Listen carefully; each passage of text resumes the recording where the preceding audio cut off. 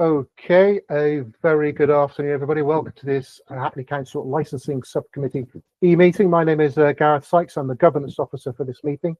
I'm going to begin the meeting by reading out the remote meeting protocol, which is as follows. Only speak when invited to by the subcommittee chair. If you wish to speak, please raise your hand, and you can do this via two ways. You can physically raise your hand. There is also a raise hand function / button in Google Meet as well at the bottom of your screen to direct all questions via the subcommittee chair. Please ensure your mics are muted when you're not speaking. When speaking, please be succinct and do not exceed the allocated timeframes as set out at the hearing procedure at agenda item 5. If referring to any written submissions, please refer to the specific page number in the agenda pack. Any new evidence can only be submitted at the discretion of the subcommittee chair and the agreement of all parties present. If you're having any technical difficulties, please use the chat function to alert the meeting or dial in using the details in the invitation. Please do not use the chat function for putting formal questions to the subcommittee. Any persistent disruptive behavior will result in your removal from the meeting. We will give you initially one verbal warning, but if you persist, we will give you a second. And then if you carry on being disruptive, we will remove you from this meeting. Hopefully that won't happen. Once the application has been considered, any remaining parties will be asked to log out of the meeting. That will be the closure of this meeting. Then certainly the live stream, as we've only got one item today, and then the councillors along with or subcommittee members along with the legal officer and myself will deliberate on it coming to decision. And finally, the last bullet point, the licensing service will be able to inform all the parties involved of a skeletal decision within 5 working days. So that concludes the remote meeting protocol. So we will now go to the first agenda item, which is at agenda item 1, which is the election of the chair. Subcommittee members, could you please elect a chair for this meeting? Committee member. I nominate Councillor Smith. And I second that. Thanks. Okay, thank you, colleagues, for that, and welcome everyone to this meeting today. I always like to show this on the public for the public record. That's the front cover of the agenda sheet there. Tells you the time and date. There we go. So thank you for that. We'll just do introductions first. I'm Councillor Smith, Chair of Licensing, and also Councillor in Stoke Newington Ward. Councillor Troughton. Thank you, Chair. My name's Councillor Lynn Troughton. I'm a ward councillor in Kings Park Ward. Thank you. Councillor Lufkin. Thank you, Chair. I'm Councillor Richard Lufkin in the Shacklewell Ward. I'm also Vice Chair of the Licensing Committee. Thanks. Thank you very much. Councillor Kennedy. Ward Councillor Hackney Wick Ward. I'm here for the main yard 92 to 94 item. Thank you very much. And then we have Amanda. Good afternoon. My name is Amanda North from Legal Services, and I'm supporting members this afternoon. Thank you. Thank you very much. And Suba. Good afternoon, everybody. I'm Suba Shir. I'm a Principal Licensing Officer, and I'll be presenting the report. Thank you. Thank you very much. Channing. Good afternoon. I'm Channing Riviere, Principal Licensing Officer and representing the Licensing Authority today. Thank you very much. And then we have Marcus. Okay, there we go. Just getting off of mute. Hi, Marcus Lavelle. I'm the advocate for the applicant today, and I'm accompanied by Chris and Bruno, the directors of the applicant company and operators of the premises. Yeah, is the agent here today as well? The agent is not. I'm afraid the agent is on a long-booked family commitment. Okay, so that was Michael Watson. It is, sir. So yeah, it'll be my dulcet tones today. Okay, excellent. So Bruno and Chris, well, Bruno, do you just want to introduce yourself very briefly? Yes, my name is Bruno Cabral. I'm one of the owners of Number 90, and I've been running the business for 15 years. 15 years. Okay, thank you. And Chris? Hi, my name is Christopher McGovern. I'm the DPS and Operations Manager of number 90 and 92, 94 Wallace Roads. I've been here for 3.5 years now. Okay, thank you very much. That's it. And then we have Anwar on the call, our IT person. Thank you, Anwar. And you've heard from Gareth, our governance officer, who will be sort of keeping an eye on the times, etc. I think we've got everyone, Gareth, yeah? Yeah, well, Paula. Paula. Yeah. Yeah, Paula, would you like to just introduce yourself very briefly, please? Yes, I'm Paula Hudson from Legal Services. I'm just observing. That's great. Thank you very much. Okay, I think we've got everyone, so we can move on to the agenda. Agenda item 1 is the election of chair, which we have done. Agenda item 2, apologies for absence. I think we've got Councillor Sarah Young. She must have been replaced. Is that right, Suba? That is correct, Chair. Thank you once again to Councillor Troughton for stepping into the fold. Fantastic. Thank you, Councillor Troughton, for that. Declarations of interest, agenda item 3. Any declarations of interest, members, at all? No, neither do I. Thank you very much.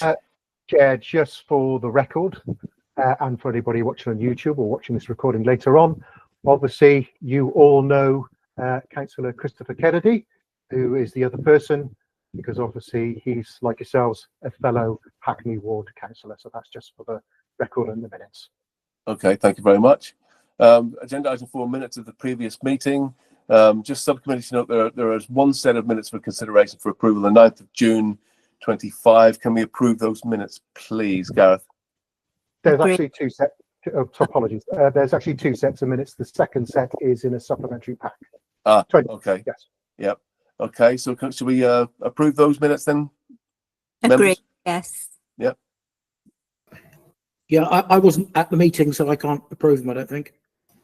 Okay. Just to confirm, Chair, that members can approve the minutes because they would have been approved by the chair of the relevant committee. Yeah. So Oh, fine. Okay, yeah, it's just that's to fine, be yeah. approved at this committee, that's all. Thank you. Yeah. Thank you. Thank you, Councillor Lufkin, for that. Okay, so we can move on then to agenda item 6, which is the licensing hearing procedure. It's next, actually. So I'll just pop through that very, very briefly. Works in steps. So step 1, subcommittee will appoint a chair. Step 2, the licensing officer will outline the report over 5 minutes. Step 3, the applicant will present their case and support the application. Again, that's 5 minutes. Step 4, responsible authorities will come in. The police aren't attending today, but we have read their submission in the pack, and I think there's been a bit of talk about hours and stuff with them. Then we'll have licensing, responsible authority come in for 5 minutes if they need it, and we'll move on to other persons. Then again, 5 minutes each. That's step 5. Step 6, discussion phase. Step 7, closing remarks. Step 8, final point of clarification, and then we should be done and dusted. The discussion phase is over 15 minutes roughly. So we'll see how that goes. It should be fine, I think, on this one. Okay, so shall we start off then and invite the Principal Licensing Officer, Suba, to outline the report, please? Thank you, Suba. Thank you, Chair. So the item we are going to consider, as you mentioned, is for a variation of the premises license received under the Section 34 of the Licensing Act 2003 for the premises 90 Hideout and 90 Life, Unit 1, 92A to 94 Wallace Road. The application was seeking extension of regulated entertainment and late night refreshment until 1 a.m. Sunday to Wednesday, until 2:30 a.m. on Thursday, and until 6 a.m. on Friday and Saturday, and for the supply of alcohol until 1 a.m. Sunday to Wednesday, until 2:30 a.m. on Thursday, until 4 a.m. on Friday and Saturday, as stated within the report. Since the draft of the report, the applicant agent has submitted additional submission in which they have mentioned that they're no more seeking extension of hours for Sunday to Wednesday. They have reduced the Thursday hours until midnight. And for the regulated entertainment and for the late night refreshment hours on Friday and Saturdays to remain same until 6. And for the supply of alcohol, it will be until 4 a.m. They have also submitted an additional traffic management plan, and all these documents has been circulated. The police have said they're not able to attend the meeting. So so the representation still remains from police, licensing, and 1 against and 1 support. I would also like to clarify, Chad, there's a bit of confusion with the current hours for the premises. for 92 to 94 Wallace Road. I just want to clarify the current hours are from 10 to 2200 Monday to Wednesday, and from 10 to 2 a.m. on Friday and Saturdays for regulated entertainment and supply of alcohol for on sales. And for the late night refreshment is on Friday and Saturday from 2300 to 1:30 a.m. And I have nothing else to add. Thank you, Chair. Okay, thank you for that. Are members clear about the hours? Yeah? Just nod. Fantastic. Great. Councillor Kennedy. Can I check the current Thursday hours, please? 2200. That's for alcohol. So late night refreshment wouldn't come into that because they shut before 11. Is that okay? Yeah, fantastic. Great. Okay, thank you very much, Suma, for that. Let's invite Marcus then, the applicant, to come in with your little piece, Marcus, on supporting this one. Thank you very much. Thanks. Just before I start, was it Councillor Kennedy raised a query about the Thursday hours? Due to the way there seems to be a typographical error on the decision notice. Just to be clear, the opening hours on Thursdays are set at 10:30. I don't know if that makes much of a difference, but it's 10:30 currently on opening hours. All right. Is that for all days, Marcus? Is it? Or? No, that's well. It's the opening hours are Monday to Thursday, 10:30. But then, of course, you've got supply of alcohol ending 30 minutes earlier than that. Closing time, yeah. So you get supply of alcohol till 10 p.m. Yeah. Closing 10:30. Yeah. That's clear. Great. Okay. Yes. So, sir, if I could just begin. Effectively trying to summarize everything. What we have, and you may remember, so you were the chair at the early part of last year when this application. Yeah, I think I've been on this twice before, actually. Yeah. So there was a need to, as I understand, it was a replacing of a license, then an introduction of additional hours. And it's then traded with those additional hours that were granted since early last year, as well as a large number of temporary event notices, around about 20 temporary event notices. Now, what we are looking at is an extension on primarily Fridays and Saturdays till 6 a.m. from the current hours. Current hours being 2:30 for closing. Those are closing hours, yeah. Yes, closing, and we're looking at closing at 6. And in terms of last sale of alcohol, you heard from your officer, it's a 4 a.m. last sale of alcohol. Therefore, effectively, a 2-hour wind down period, allowing people to focus on the main product that's on sale here, which is dance. People pay to attend the events here. They do purchase alcohol, and that absolutely helps in business viability. But not many nightclubs, standard nightclubs out there, could sustain a sale of alcohol some 2 hours ending before they actually close. So we're looking at sale of alcohol for close 6. That's when music ends and so on and so forth. People start to make their way home. That's the meat and drink of the application. Although there is that small extension on Thursdays till midnight, but really it's Fridays and Saturdays, 4 o'clock for alcohol, 6 o'clock to close. When we were first in front of you, sir, there was concern that later hours could cause noise nuisance for nearby residents. It is indeed true that there are local residents relatively near to this premises, although, as I will explain, they're actually closer. This is one of several premises on a large block. We are at the end, effectively, of that block. We have that and another unit. Because of that, when people leave our unit, they don't come out the front of the unit immediately into the area overlooked by local residents. Rather, they come out the side. I wonder if one of your officers could bring up just the area plan while I make this comment. They come out the side of the final building, which actually puts them directly onto Wallace Road, away from where the residents live, which makes quite a big difference to how we're able to have people leave the premises. And I would suggest that's now manifest in the fact there's no objection in this matter from environmental health, noise pollution. We are not a premises that has generated noise nuisance complaints operating very late into the night. 2:30 is standard, and with temporary event notices up till 6 a.m. There's no history of noise nuisance. That's due to the way in which we have controlled dispersal. Now, those controls are enshrined in the traffic management policy that you will have seen in discussion with the police. The operator liaises with all responsible authorities whenever possible, and the police came to the operator saying that their primary concern was in the later hours, and this affects all of the licensed premises along this strip. Large numbers of taxis or other private cars make their way into this private road in front of where residents do live and cause disruption. They're poorly managed. They, of course, block each other in. They're honking horns and causing difficulties.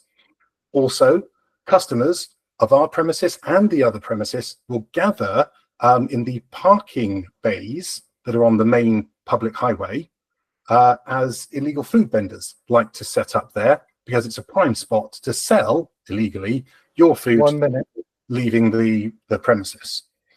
What we have agreed through the police is an enhanced traffic management plan that's paid for by these later hours, in simple terms, hiring 2 extra security staff, 2 extra staff to act as wardens, that sees us act as the traffic management system throughout the evening, benefiting everybody throughout all hours, preventing traffic congestion. You'll see that on the traffic management plan where we've created a turning circle. And we will be the ones guiding the traffic in and out to prevent the nuisance that that's already causing. We will remove that. And thanks to us having later hours for our hot food offer, hopefully our own customers will be buying their food from us, not looking to gather outside and make use of any of those illegal food vendors. We're also going to begin effectively using those parking bays for staff parking at our expense. That will actually displace the food vendors who only want to turn up late at night. Well, they'll find our cars legally parked there, and that will actually displace the food vendors themselves. So as a result of this application for later hours, we have a business that doesn't have a history of noise nuisance, has worked with the police, the developer system the police endorse to remove congestion and further risk of noise nuisance from other premises as well as our own, and we should end up displacing the problems of pinch points and congestion caused by the illegal food vendors. Hopefully that's used up my 5 minutes, sir. We are, of course, here for any questions. Yep. Fantastic, Marcus. 30 seconds over, but that's okay. Great. Marcus, I just wanted to sort of clarify a few things here because the venue's like sort of split into 2. So you've got capacity of 475 at 94 and 395 at 92, and you've split the 10s between the 2 basically. So the one premises is getting over the 15 10s a year allocated because you've got 2 separate bits to it, which is kind of a bit odd. But I'm just wondering, when you have those 10s for whichever side you're talking about, whether it be 94 or 92, you can't go over the 500 figure because obviously those 2 figures, 475 and 395, add up to a lot more than 500. So on those 10s, I presume you were under 500 at all times. Sir, all of the 10s are listed at page 4 of the bundle. Yeah. And you'll notice that a number of the dates overlap. So just to confirm I actually have the fire risk assessments for these 2 premises. 92 is a fire risk assessment of 450.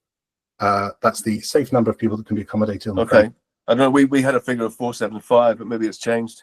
So yeah, we have at 92 we have 450, and at 94 we have 625. Oh, so more, right? Wow. So that's our fire risk assessed capacity, so we can hold people safely whilst being able to exit them. When running under the temporary event notices, you're quite right. Got that hard cap, 500, effectively 499. If you look at the 10s, you'll see a number of them are on the same day. Right. At that time, we've had, well, just shy of 1,000 people to those later hours. But we haven't used 2 at the same time because you've got 2 separate units that can be benefiting from a temporary event notice. That's how temporary event notices work.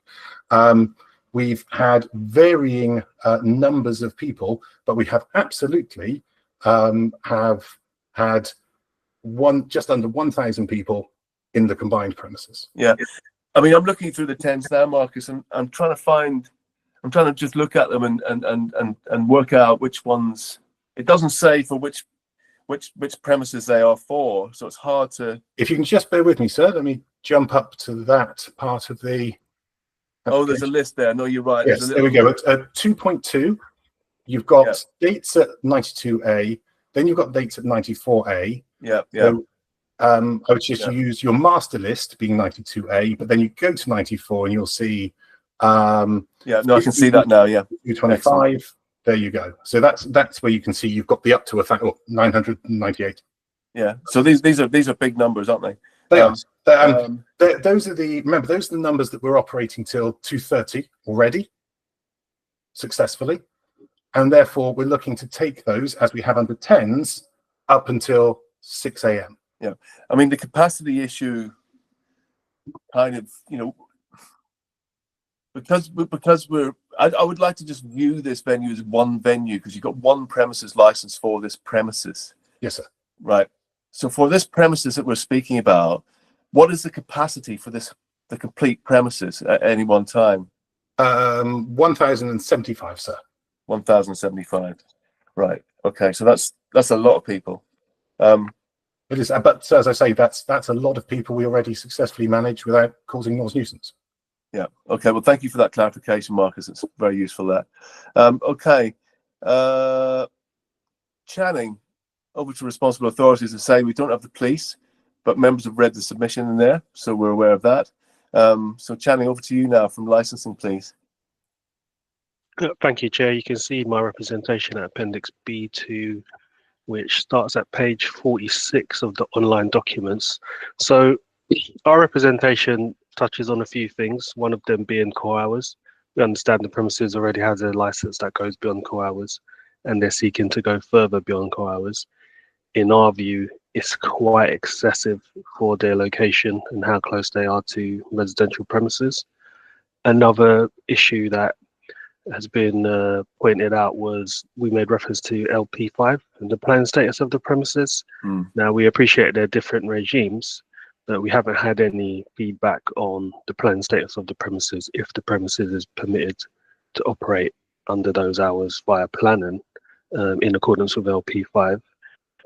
We understand they're separate regimes, but we would say that there are far-reaching consequences for residents, not just the residents who live close to the premises, but with the volume of people who are potentially dispersing into the area at the hours sought, that could potentially undermine the licensing objectives.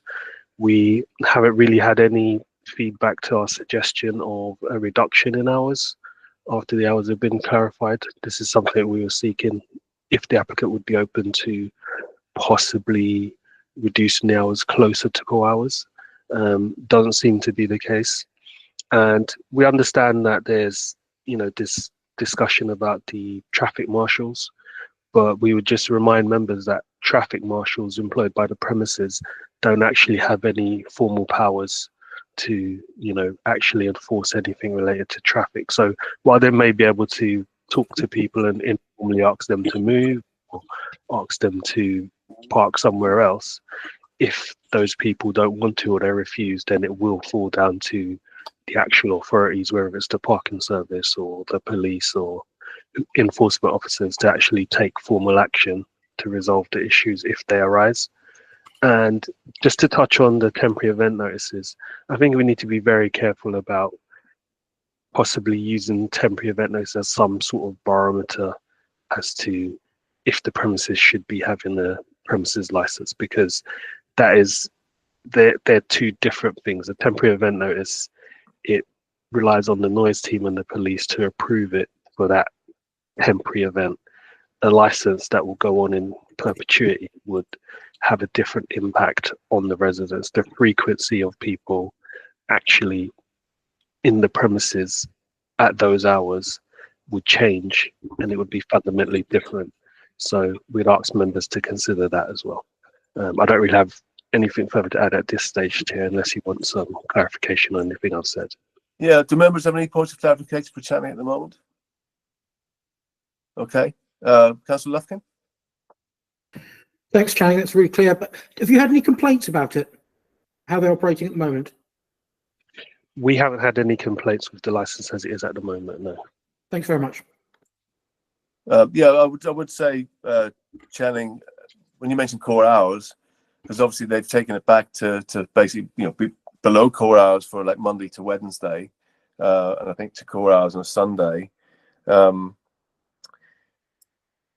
Would your view still apply based on the hours that they've got at the moment? So that would be until 2 on a Friday and Saturday.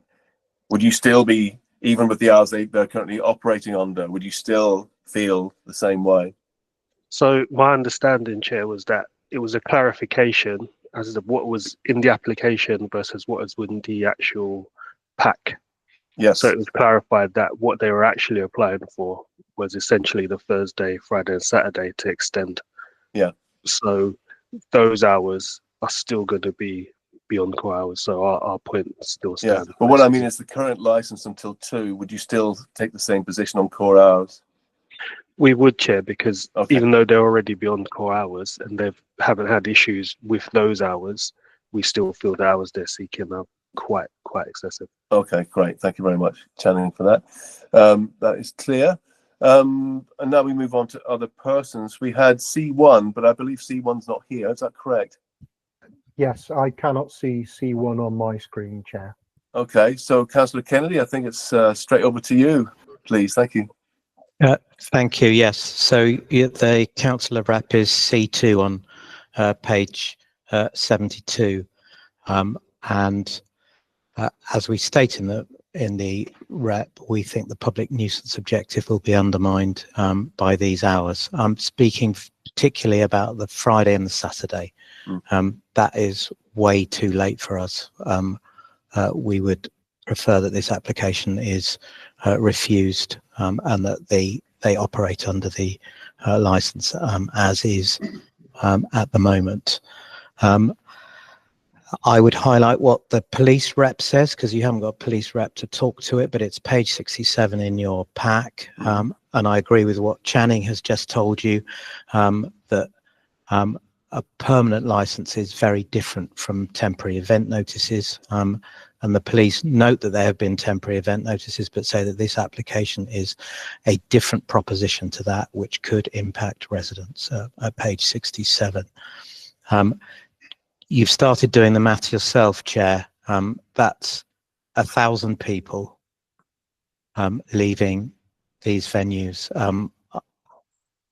between, depending on when people want to go home, 2, 3 in the morning up till about 6 in the morning. I note the traffic management plan, but basically that's got arrows telling the Ubers arriving to drive on the left-hand side of the road and the Ubers leaving to drive on the left-hand side of the road.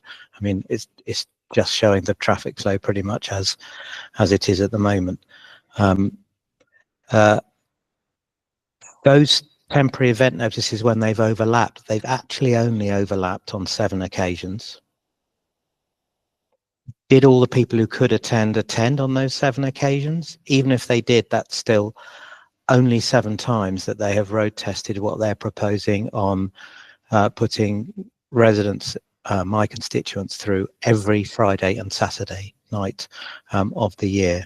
I agree with Mr. Riviere's earlier comments that this is therefore an excessive application and that it would have far-reaching consequences on the residents living there. And it's our submission as ward councillors that you turn it down, please. Thank you. Okay, thank you, Councillor Kennedy, for that. Okay, shall we just move straight into the discussion phase? Just wanted to say, Marcus, about the planning. Do you know what the planning hours are at all? Sir, as I understand it, and I appreciate this is a planning committee, this is effectively a formal warehouse in an area where warehouses were used as hospitality venues for a considerable amount of time, and it therefore benefits in some way from a long user.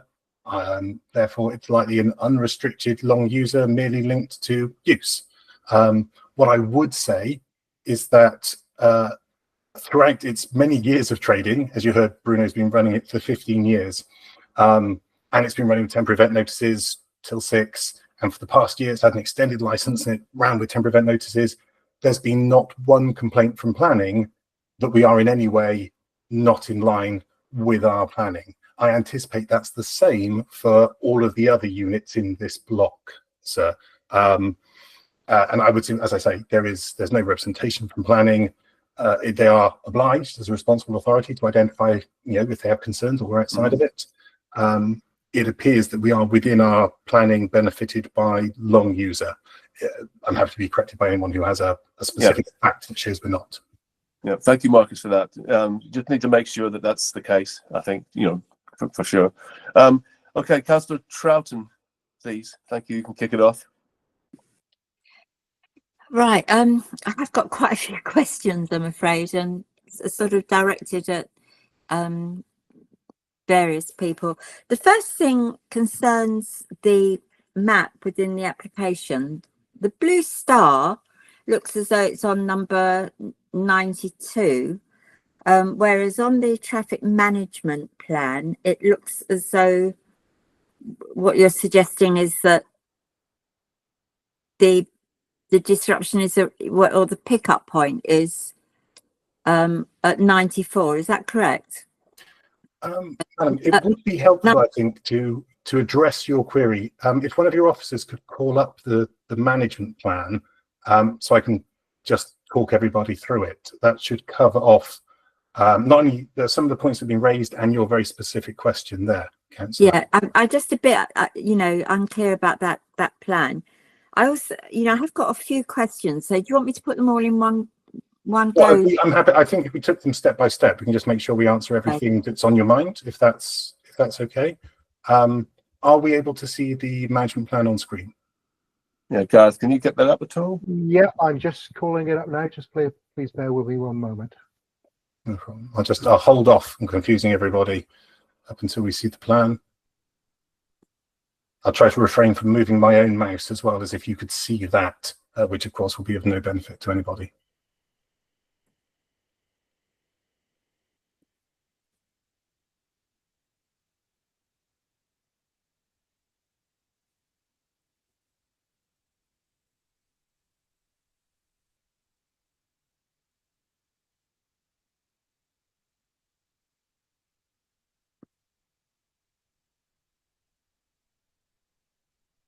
Okay, it says I'm sharing it. Oh, is it? Can everybody see it? Yeah. You just need to scroll up a bit.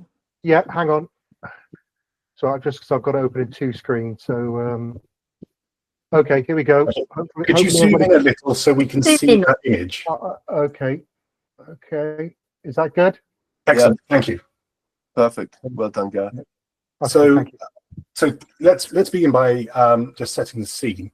You will see that there's the top part of here where we have the green and blue arrows. That's indeed highway. And to the right at the top, I think you can see something parked in a parking space. That's the area where the illegal food vendors like to park. There are several parking bays along there. So when I say that we'll use that for our staff parking at our own expense, that should displace that as an issue. Importantly, the moment you reach the where it says Marshall 2, if you then head down the page, you enter private land. So that's not public highway, that's private land. So when we say we'll have people out there marshalling, they'll be marshalling on private land, telling people where they need to go in order to comply with our requirements. What currently happens is that an Uber or other taxi will come to the point where it says Marshall 2, enter the private land, simply find a place to park. Many of them might start arriving at the same time if there's dispersal at the same time from some of the other venues or us. And they'll then congregate in that car park. What we are using, we have marshals in the public realm, because it doesn't matter if you're SIA licensed there, you only have the powers of a lay person, but you can provide guidance and also a physical presence. Having someone with a mobile phone and a nice bright tabard at the later hours still does aid with safety in an area. But on our own land, we can then require the taxis to come down as if they were treating it as if it was highway. So as Councillor Kennedy said, well, it seems to be the same way a highway should work. Absolutely. And we want to make it work like a highway, even though it's private land. We'll have a turning circle at the end, bring people in, turn them around, have them head out to minimize any congestion. No honking of horns, people scrapping to get into a particularly available taxi. So that's how that section works. Now, to get back to the councillor's question on where we are located, there's a red roofed building at the top right. We own that. Then there's a grey roofed building just below it, first unit, that's ours. And then another grey roofed building just under that, that's also ours. It's the grey roofed buildings that contain the patrons that will relate to this particular application. And the thing that benefits us, do you see where it marks residential flats? It actually goes a little higher than that. Anyone else who wants to leave in this block have to enter the car park and make their way up. Our front doors are only used when people arrive. When people leave, you can't quite see it on this photograph. Oh, excellent, thank you. That's roughly where people would arrive. But if you move to the right-hand side now, just as you run out of colour printing, if you will, keep going to the right, keep going to the right, keep going, and stop about that. There is a linked passage that takes you all the way up from there, around through the red roofed building, around the back effectively, and exits you onto Marshall Street. At that point, that's why we, where the Marshall is, apologies, but onto the public highway. The Marshal can then either encourage people to make their way on if they're simply walking home, some people do, or they're making their way to public transport and they make their way somewhere else. If they're coming to be collected by cab, they'll be guided to where it's the pickup point, again, keeping them as far away from the residential flats as we can for our customers. And we're working with Uber to set a standard pickup point. So if somebody in the area calls an Uber, as long as it's on private land, you can do it. You can't do it on public land, but you can do it on private land, and that's our bit of land there. If you call an Uber, the Uber will be directed to that point. So as it comes down, they'll be guided there, collect their customers, head down to the turning circle, come back up and drive off. No honking of horns, no pinch points whilst waiting. So hopefully that explains a number of the questions that have been asked. That's why it's effective. It's why we can be effective in controlling the traffic. It's why it has been effective in successfully dispersing circa 1,000 people at 2:30 in the morning on Fridays and Saturdays. And as the councillor said, well, 7 times in the past year, it's done it at 6 o'clock. Although I would say if you can do it at 2:30, you can do it at 6. It's not as if we're talking about the difference between 9 p.m. and 3 a.m. Rather, you're talking the middle of the night and still the middle of the night, if not early morning. Yeah, thank you, Marcus. Councillor yes. So, what is there to stop? It's quite difficult to tell from from the scale. It's quite difficult to gauge the scale from a photograph. But it's good. It's a good photo in that it's it shows vehicles, so you can get an idea. But you say you're creating a turning point, but what is there to stop someone from driving all the way down to, in front of the residential flats? And also opposite where it says commercial, opposite your sort of red top and the first of the grey top buildings, it says commercial units. And I'm interested to find out, whether those are going to remain commercial units, whether there could be potentially any plans for change, but also behind those, there are other units with red tops that have got balconies and look very much like residential units to me. So I understand where you're coming from, what you're saying about, I think that is a good exit plan, actually, to sort of guide people sort of like leaving, because it is leaving that is usually the problem, isn't it? To a footway and then to that point, which seems like quite remote in terms of the residential units. But nevertheless, we are talking about a road where I think this is Wallace Road, presumably, where Marshall 1 and Marshall 2 are located, which is going to be having, a lot of traffic coming up, and then there's no exit for it. It's got to turn round somehow and drive back down. It's not a through road, is it? So, you know, it is, that does double the amount of, I was going to say footfall, but wheel fall on Wallace Road, you know. So would you be good enough? I'm sorry, I have rolled those things No, together, connected, but if you wouldn't mind addressing those, please. Thank you. Not a problem. A fine question, Councillor. First things first, this is a redeveloped block, including that road where you said there were balconies. This is a redeveloped block. It doesn't look like it would change anytime soon. Once upon a time, this whole area was warehouses. That area has been developed into very prime looking flats with mixed use commercial and effectively residential cheap by jowl. On the, unless we want to go to Google Maps, do you see what says residential flats? Yeah, we've had 10 minutes on this, folks, so far. Oh, apologies. Where it says residential flats, all the way up to commercial units, the ground floor is commercial. And then from where it says residential flats up to the bottom of the word units, from the first floor and above, you have residential use. Then the building on the corner, no, to the right, that corner, no, left. In fact, do you see the word commercial? From the word commercial and up on that corner, that's it, that whole corner, that's it. All stories of that corner, that's commercial unit. And then once you make your way to the back of the unit where you've got your balconies and that bit up on Wallace Road, that's residential. So you can see as effectively the main corner, that's commercial. Then you've got mixed commercial and residential as you go around, certainly off the ground floor, but for the whole building, it's a red brick building. Hopefully that provides some explanation. But what I would say, Councillor, when we look at this, the concerns you've raised are very valid concerns, and they are the same concerns that were raised early last year of a potential for noise nuisance. Your own officer and licensing has concerns based on potential for noise nuisance. And if you look at what the police say in their initial representation, they have concerns. Well, as I say, those concerns were raised last year about us operating till any later hours, but then 230 was granted and temporary vent notices have been used, and we haven't caused nuisance with those high volumes. So although there were concerns, they didn't manifest as nuisance. And if I might be cheeky and just, I'm aware that Councillor Smith's probably got an eye on me, simply looking at the email from the police, which I would say says it better than I could.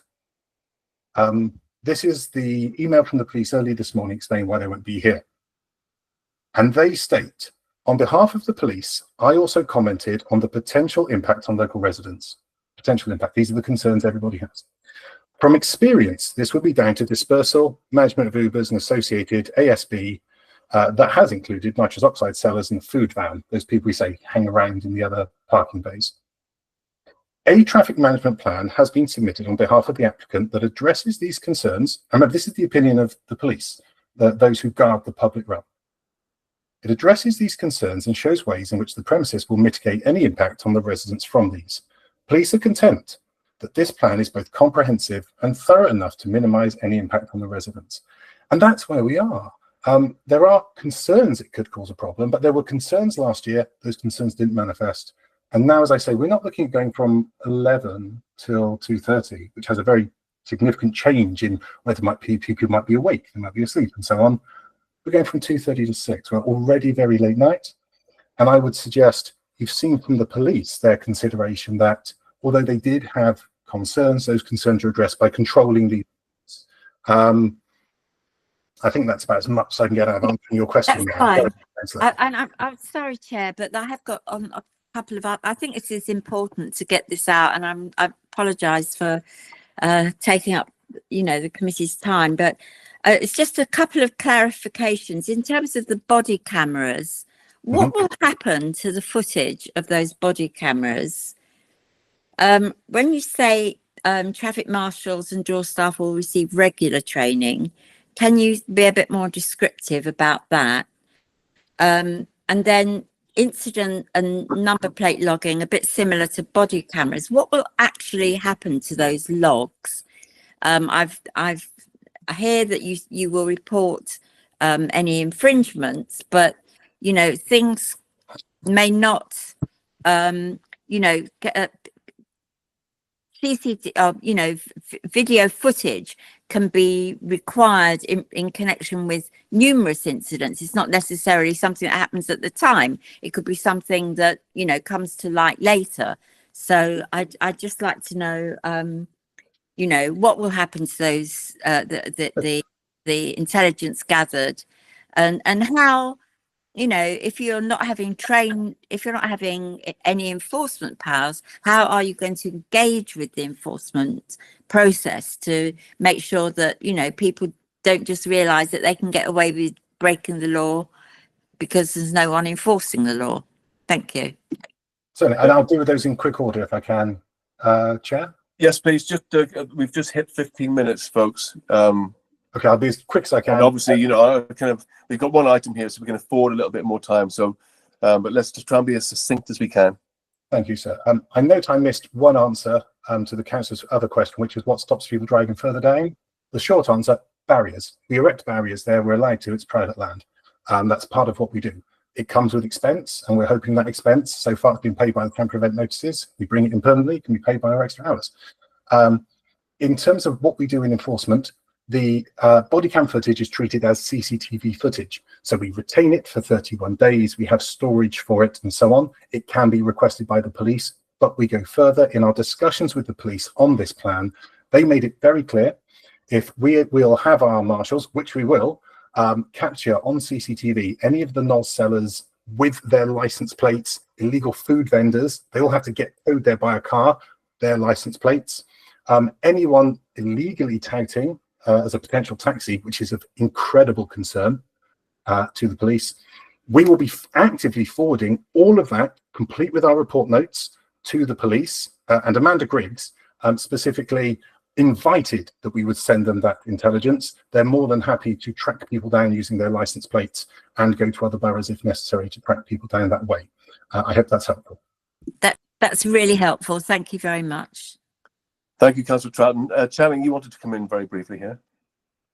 Thank you, Chair. I just thought it may be helpful if we can establish what number of people do they typically expect over these hours that they're seeking.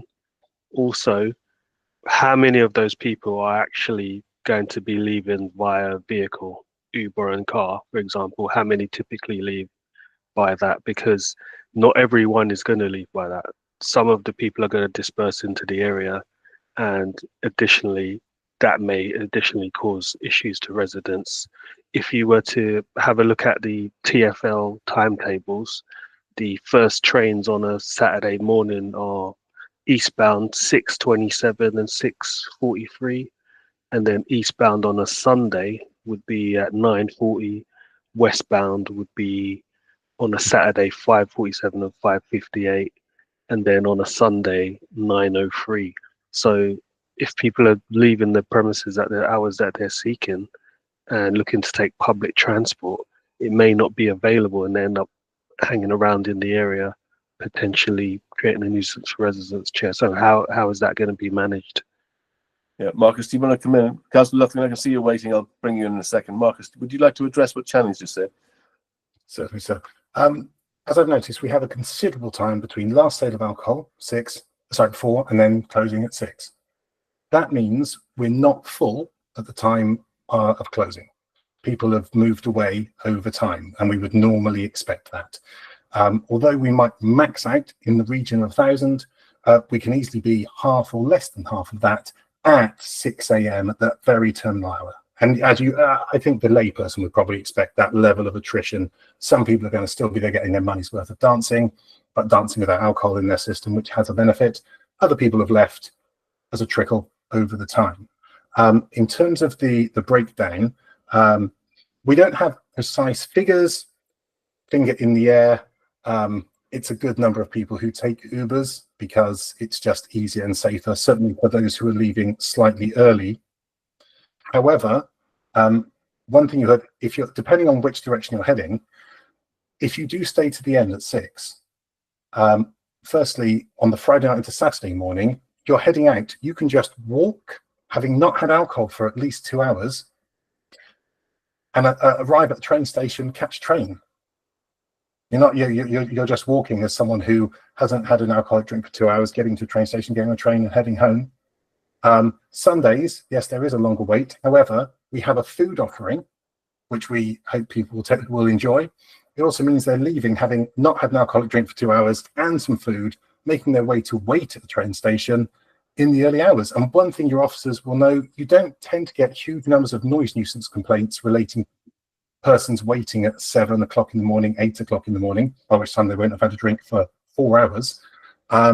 It's far more worrying that people, for example, leave a pub, bar or nightclub between 11 and 2 when they will come out from a noisy environment, having finished their last drink half an hour ago, with a large bulk of other people trying to find public transport that may or may not be there. So we would say by going to 6, we get an enhanced wind down. We have lower impact customers out on the street. Certainly on Saturday mornings, people are able to walk straight to the train station, get on a train. Sundays they walk, and they'll have an hour and a half wait if indeed they didn't want to incur the cost of a taxi home. There are buses all around, so those who wish to take the bus can indeed walk to a bus. Again, we'd say the same. There's somebody walking to a bus who hasn't had a drink for a while and hopefully has a mouthful of our nice food. Great, thank you very much, Marcus. I'm just going to round this off now, Channing. Do you want to come back on that? And then Councillor Lufkin, I'll bring you in after that. Channing. I was just going to say, Chair, that when the original presentation was made, it was framed as the premises being primarily for dance. So are we still expecting those numbers of people if they're going to the premises mainly for dance? Are people not going to stay in the premises until the end of the event, rather than just when alcohol stops being served? Well, I think the numbers we've just heard stack up exactly with that. If you're a pub and you call last orders, you're not going to have people on the premises some 2 hours later having sipped a pint. Whereas for us, by the time we are dispersing, we've still got about half of our people there, even though we couldn't sell them an alcoholic drink for the past 2 hours.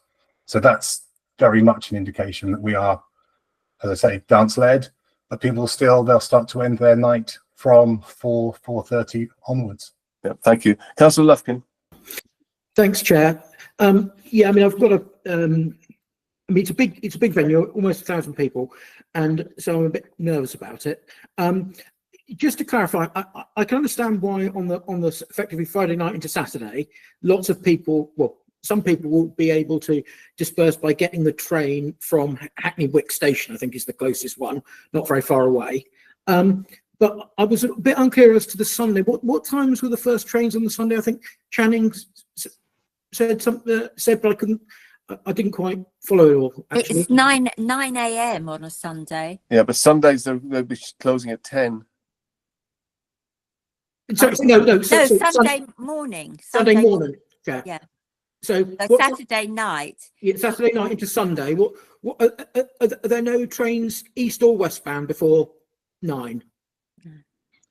I'll just have a look for you, Councillor. So it's kind of irrelevant because I think the venue shuts at 10:30 on a Sunday, Marcus. No, it's Sunday morning, Gil. Yeah, we're talking about Sunday morning. From the Saturday night, yeah, I got you. Yeah. Just while Channing's looking at that, my response would just be, Councillor, yeah, you're quite right. It's a large premises, it requires a lot of thought. What we identify, remember, we currently open till 2:30, and there are no trains at that point. Yeah, people naturally simply order more taxis. So we see more need for taxis. Those who are prepared to wait will walk to the station and simply wait, maybe listen to their headphones or something. The majority of them will do what they do at the moment, which is order taxis. But that's what we're doing with the traffic management plan, avoiding noise nuisance successfully so far, sir. So, and I would say there are still night buses. So I anticipate those who can't afford a taxi or don't want a taxi are going to walk to the nearest night bus stop, get a night bus. Okay, thanks for that. The other question I have is this. I mean, you're asking us to go on a very late license in perpetuity. I mean, this is a question for the legal officer really as well. Are we able to grant a late license till, meeting what they need for for a year and then see how it goes? Can we go on to temporarily a temporary extension of a license for a year on a temporary basis? No, we can't, because that's not been consulted on. It's only been consulted. You have to go according to what's been consulted on. They'd have to apply again and ask for a temporary license if that was the case. We can't do that partway through now. It's okay, thanks very much. Yeah, just Shannon, did you see what time the first train? Yeah, so Councillor, on Sunday, Hackney Wick's first train is at 9:40 a.m. And that's both directions, is it? Yeah, yeah. That's eastbound, and westbound is at 9:03. Fine. Okay. Yeah. So I can imagine on Saturday mornings, first thing in the morning, people would get the train, but they're not going to hang around for 3 hours. Yeah, that's probably fairly true, isn't it, Channing? Would you say? I would say so, Chair. It's just as what's been discussed. If we're saying half of the people may remain in the venue till close, while others disperse, that's still potentially upwards of 500 persons dispersing through a residential area. And this is where the bulk of our concerns come from. Thanks very much. Okay, thank you very much. I've got a couple of questions just for clarity as well, Marcus. Just on the use of the external area, it is on your conditions that basically after 2200 hours, external area should not be used. But I think in one of your submissions, there was an indication that you thought it was 2330. But actually your condition is 2200, and I just wanted to draw that to your attention. It's actually one of your conditions, so it's 10, not 11:30. And the smokers, I think it's 12 smokers permitted outside the premises after 2200 hours is another condition. Just wanted to sort of pop that in for the public record. Any further questions at all, folks, in this discussion phase before we go to closing remarks? No, Councillor Troughton? I mean, I can guess, but how many vehicles could be accommodated in the pickup point at any one time? 2 or 3, which is why effective management is what's proven to be the success there, as people are released from the venue into the cabs ushered on, rather than having a mishmash of cabs throughout that car park as people wend their way. If I could just add to that answer, Councillor, because Councillor Lufkin, he raised this issue of could we have a temporary permission to see how it goes. What I would note is that we've had over a year of dispersing people at a time when there isn't readily available rail transport. We've had these same numbers, and it has been working in line with the plan, you see, to prevent noise nuisance. So there has been a very late night trial of this on an ongoing basis. Yep. Okay, so 2 final points from me. One is you mentioned focusing on community engagement in the pack. If you just talk us through, Marcus, how that works. Well, I can hand over to Chris on the specifics. However, we have relationships with local education establishments, local community groups, all of whom have been able to use the facilities throughout the day. We also use that as a way of engaging feedback as to what people want to see here and how the space actually works for them. It's part of what's allowed us to be successful for over a decade. Chris may have some specific examples if you would like examples, sir. Well, yeah. Chris, are you live? Yeah, he's there. Yeah. I can answer that. So just to answer sort of the engagement we have in, I'm not sure you'd have copies of all the letters of support of the later license. That actually comes from all our local residents within the area. But what we have is a direct manager's line. So any issues we have, they actually have a direct line to the venue at any given time. Every quarter, we have a residents community meeting. We want to bring them in. We want to let them know what's going on with the venue and sort of hear them directly. This is just something else of all the improvements we do within the venue of noise installation and everything else. And we are just very open and honest. And this is what's, kept us going with our direct neighbours. And they have a trust in us with how we act, and they love visiting the venue and supporting us in this way, really. Yeah. Anything else you wanted to sort of point on that?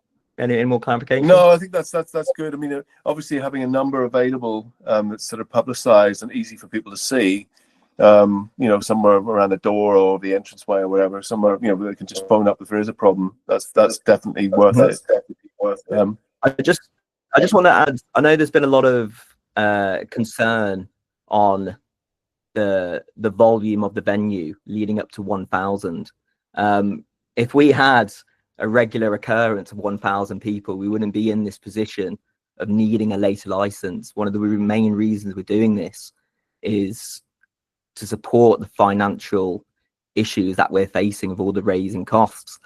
A realistic number of how many attendees we would have in a single room event is closer to 200, 250. You pointed out earlier of the number of events where we had 2 rooms and 2 tents, and that was only 7 of the year. So this is something that would be in our normal programming of 2 room events up to 1,000 people. If we had that, you know, kind of attendance, we wouldn't be here in the first place trying to fight for this license and fight for this support. Yeah, so Chris, when you have the 2 room events, I mean, do you actually often go up to 1,000 or less than that? No, far from it. It's far less. It's approximate, you know, a realistic number would be 300 in each room. But every time we have done these 2 room events in a guidance with the rules of temporary events, we do have them end at separate times, so we do not flood the streets with people, because one of our main concerns is our local residents and neighbours. Yeah, that is normal practice. 200, 300 would be hopeful if we were to gain that. Okay, great. Thank you very much. Councillor Troughton. Thank you, Chair. I do have a question for Councillor Kennedy. I know that residents often, you know, don't pose formal complaints, but I just wondered whether you've actually received any complaints from local residents. Nothing specific to the operation of these premises. General about noise in this area from those people in those blocks, yes, but no one has ever said, and I know it's come from the far side of Main Yard. Is that at specific times that people have complained about, or? It's that 11 till 1 slot. Okay. Thank you. Okay, thank you very much. And just one final point from me, Marcus, just on the kind of alcohol hours up till 4, and then those 2 hours after, it's kind of like implies it's like a soft closure, or just people, you know, as Channing says, you know, dancing the night away until the early hours kind of thing. Is that its kind of main function? I'm just trying to understand how something like that might work if you could retain the same hours as you've got now, but you have that kind of like late night refreshment activities until 4. So you alcohol till 2, and then that extra 2 hours till 4. I mean, I'm just trying to understand those extra 2 hours, what you're trying to fulfill out of that, really. You want people to buy more food, or is it just you just want them to dance or buy soft drinks, or what's going on there? So it just comes down to basic economics, and especially in a dance-led venue. I am the last person to ask about this. I am beyond unhip. However, it's been explained to me, those people who want to go out for a dance-led experience are looking for the most hours they can possibly get. That will attract them to make their ticket purchase and choose a venue. Even if they don't themselves stay till 6, when they make their purchase for a night out, they're getting better value. It's at 6 a.m. They know the party goes on a long time. It may be they get to about 4:35, they've had enough and they go home. It may not, but that's what keeps you in the market. It's what the public are looking for. Also, especially with our new hot food offer, it does give us a chance to make significant sales of hot food to people in those last 2 hours. So they can drink up until 4, everyone's having a great time. Then, as you say, in a way, it's a wind down on the alcohol. Music's still going. People feel they've got money from their ticket because people can't pay to come here. They're not going to pay to enter a bar or even some nightclubs once you get out of the main thoroughfare, but they pay to come here for the whole night. and then we get to sell them some hot food items as well. So that's why 4 o'clock for alcohol, 6 o'clock for music and dance. Yeah, you want to describe it. It's a big deal for us, sir. Yeah, and just one last question.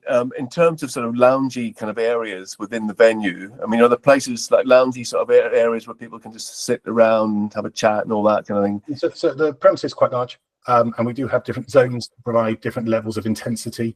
Yeah. Some people will, as I understand, is the nature of this sort of activity.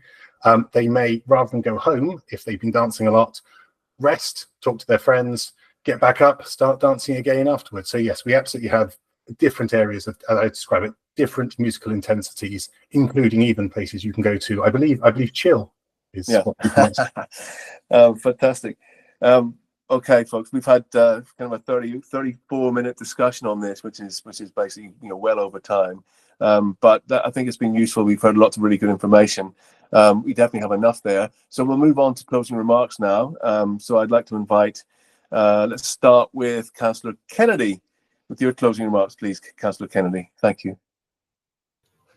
I think you know where I stand. It's the concern about the noise of those people leaving, be it only 250 or up to the maximum 1,000, which this license would guarantee. Yep. If you give it at that time of night, that close to residents. Yeah.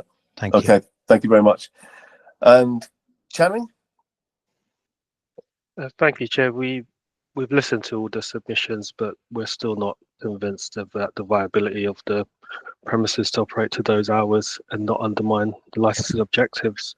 There's been no additional conditions. There's been no offer to attempt to reduce the hours being sought, and as such, we still believe that the lateness being the hours being sought and the proximity to residents means it's too far in excess of what we would say is a viable premises. Okay, thank you very much for that. And then finally, Marcus, over to you. Not much to say, sir. Everybody's had a good, fair hearing. What I would say is just in response to what Channing said there about conditions, if the members feel that they think conditions are appropriate, you literally have the power under guidance and under the Licensing Act to impose appropriate conditions. That transport management plan, which the police have found favour with, that can indeed be imposed as a condition on the premises licence. So I merely mentioned that. And my closing remark would be this is a local sustainable business that employs 70 people that's managed to come through some of the hardest times that the economy has seen. And this is something that allows it to maintain an effective edge in the late night economy, whilst at the same time maintaining the standards it's demonstrated, not only for 15 years, over the last year of opening consistently till 2:30 and with 10s up until 6. That's our case, sir. Nothing to add. Okay, thank you very much, Marcus, and thank you everyone for attending this meeting today. Everyone go on to have a nice day. Just to say, the 10s have been withdrawn on this application. Chris? If it was, representation of how we can actually sort of work with,